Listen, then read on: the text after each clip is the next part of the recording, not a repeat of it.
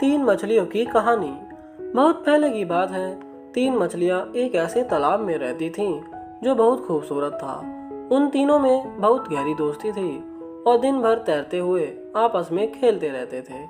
उन सभी का समय बहुत ही खुशहाल बीत रहा था। उस तालाब के पास के गांव से अच्छे अच्छे भोजन बहकर आते थे और वो तीनों उसे बहुत ही मस्ती से खाते थे।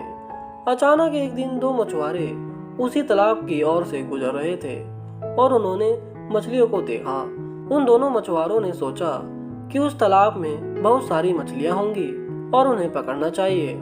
अगर वो ऐसा करेंगे तो उन मछलियों को बाजार में बेचकर ढेर सारा पैसा बना पाएंगे। मछुआरों की इस बात को मछलियों ने सुन लिया और वो पूरी तरह से डर गईं और फिर उस तालाब को छोड़ने की योजना बनाने लगीं।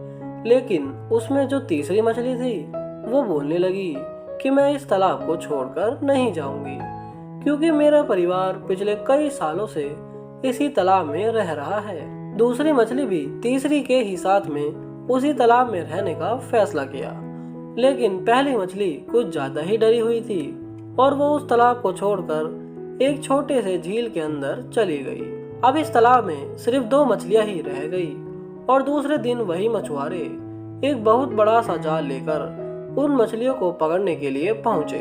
मछुआरों ने तालाब में जाल फेंका और वो दोनों मछलियों के साथ उनका परिवार में छोटी छोटी मछलियां भी जाल में फंस गई। अब उसमें जो दूसरी मछली थी उसने मछुआरों से बचने के लिए एक नाटक किया और वो चुपचाप शांत पड़ गई।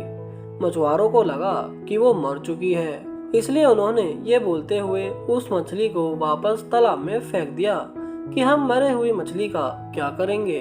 तो इस तरह से वो दूसरी मछली ने भी अपना दिमाग लगाकर अपनी जान बचा ली।